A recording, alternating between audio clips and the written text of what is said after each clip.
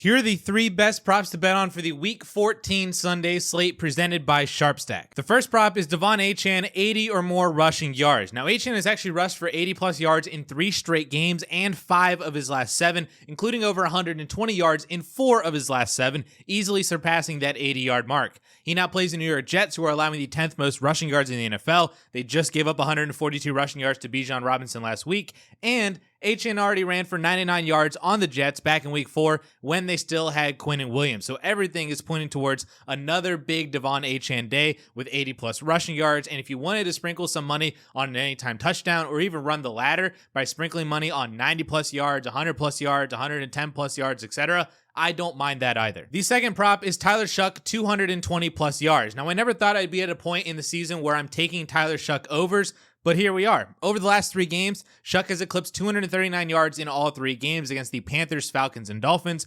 defenses that on the season are all outside the top 10 in total passing yards allowed per game. This week, Shough gets a Buccaneers defense who has allowed the 3rd most passing yards in the league and have allowed 4 straight quarterbacks to eclipse 270 yards on them. The Saints also played the Bucs in week 8 already, which was actually the game that they benched Spencer Rattler for Tyler Shough, and combined, the 2 guys put up over 260 passing yards on them. It's very volume-based, but the Saints offense has been volume-based pretty much all year, and in a matchup where the Saints are 8.5-point underdogs, Shough should be throwing a lot to try to keep up with Baker Mayfield and the Buccaneers offense. Now, before I say the last prop, I wanted to tell y'all that I'm getting these plays from the new SharpStack tool on 4for4.com, which shows you the best props to bet on with their EV tool across the NFL, college football, MLB, NBA, and more. Sign up today for a 7-day free trial using the link in the description with code BET for 25% off. And our last play is Jakobi Meyers, 50-plus receiving yards. Now, Meyers has played 4 games with the Jaguars since being traded at the deadline, and he's been over 40 yards in all 4 games and over 50 yards